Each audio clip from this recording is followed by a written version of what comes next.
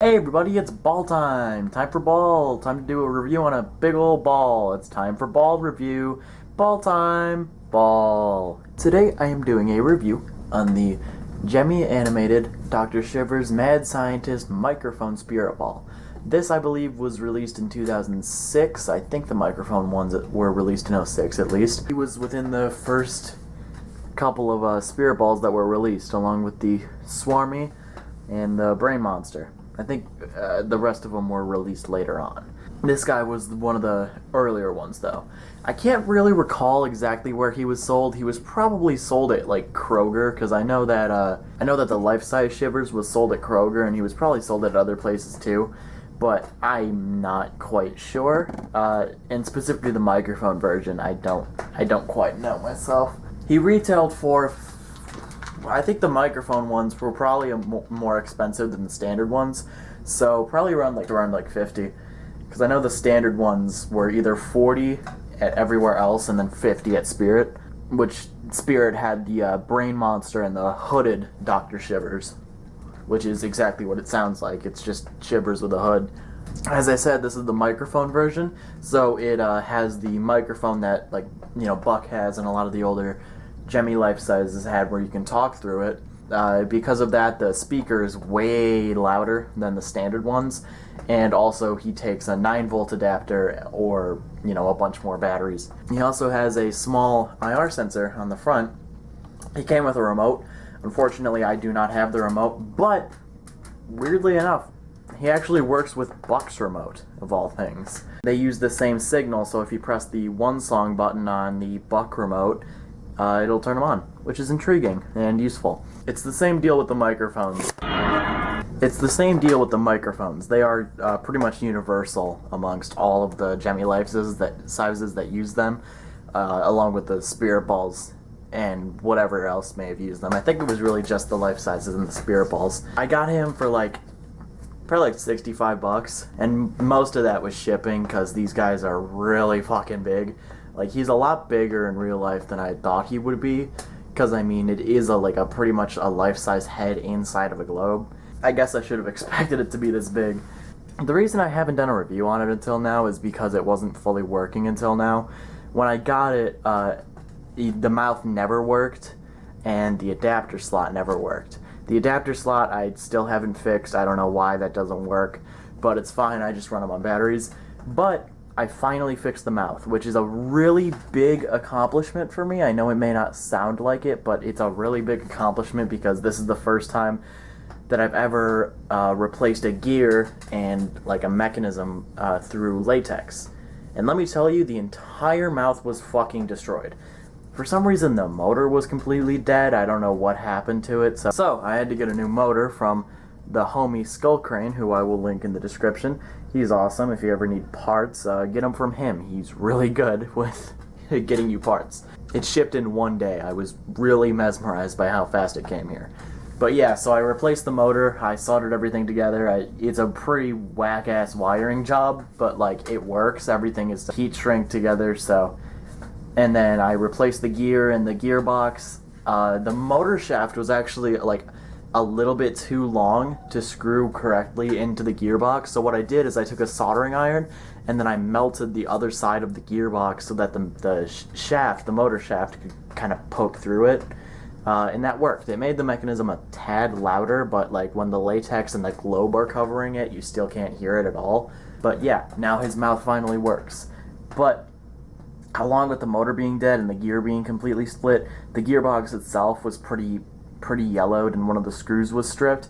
Along with that, the brackets that connect the jaw piece itself to the gearbox, one of them was cracked, and then the other one was still just extremely yellowed, along with the jaw piece itself being ridiculously yellowed.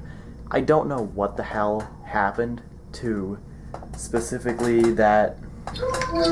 Hello. Your hair looks purple. I'm not quite sure why his mechanism was so fucked for the mouth. It was really broken.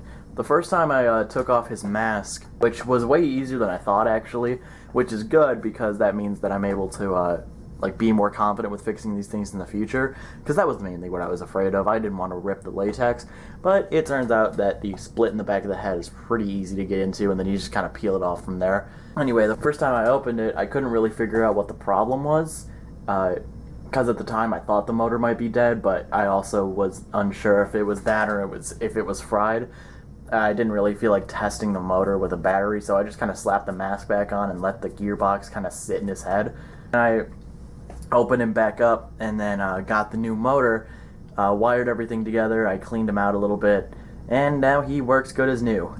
The only issue is that his eye gear is starting to split. It ticks a fair bit, although it's not terribly bad. It'll probably last like another 6 months or so before I gotta replace it. And it's not too hard to replace, all things considered. I just gotta kind of peel it back and then take the back of the head screws off, I think. But regardless, I'll figure it out when I need to. But yeah, now he's fully working, other than, again, the adapter. And surprisingly enough, he has all of the legs that go on there. Most of these spirit balls, these are snapped off. The small spirit balls don't have that problem because it's more of like a stand than the individual legs.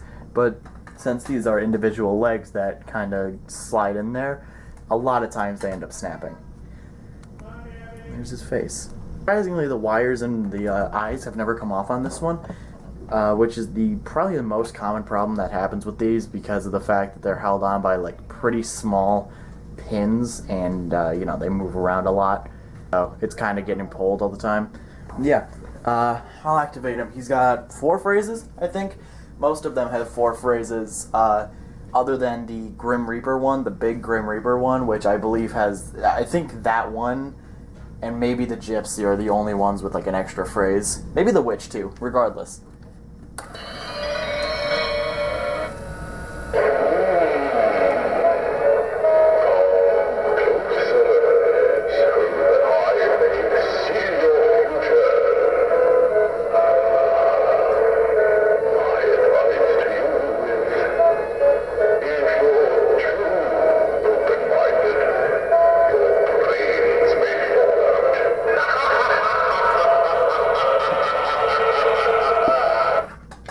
I think one of my favorite things about him is the lighting effect with his eyes. I don't know why, I always enjoyed that. That was also one of my favorite things on the original Shivers, how they fade in and fade out and things like that. I enjoy it. It's a nice little detail. But yeah, he's very loud also. Like, not to the point where it's like ear rape, but he's pretty damn loud for a tabletop especially.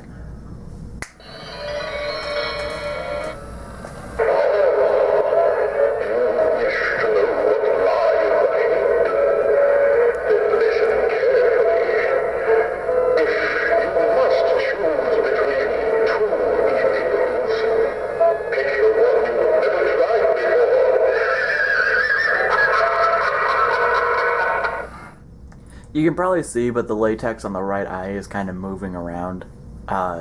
That's just because the eye scrapes against it and makes the latex move a bit. I've found that if you kind of pull it out a little bit and then WD-40, like, that latex a little bit, it usually fixes it. Also, he has a tremendously good sound sensor.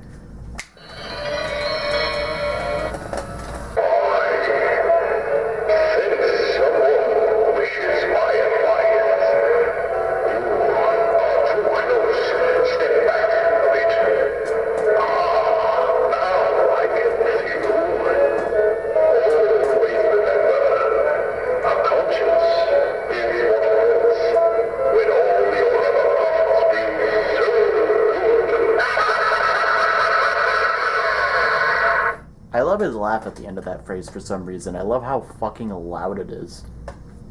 I think he has one more phrase. Also ignore my eating noises. I'm eating candy corn in September.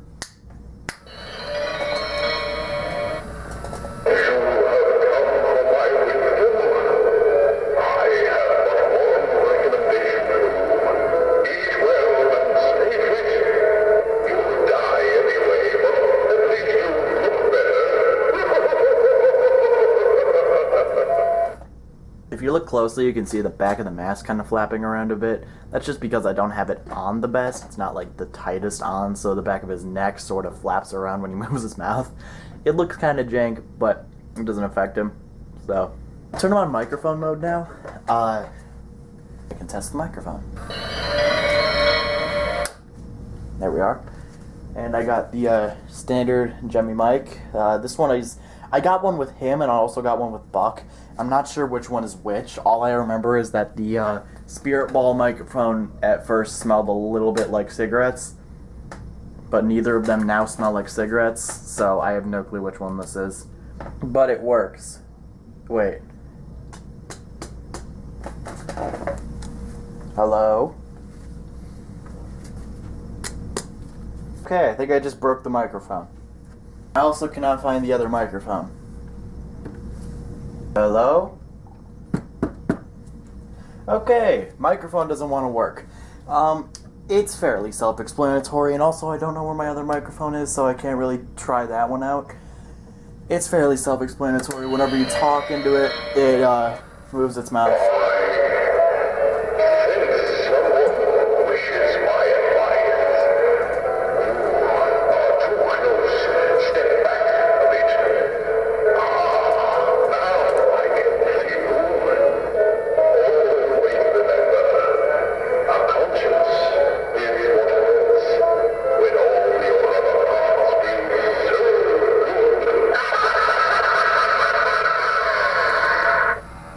Strange little oddity I've noticed with him is that right there, I turned him on sensor and then immediately turned the switch off, which meant it just turned the sensor off. It didn't actually turn the item off.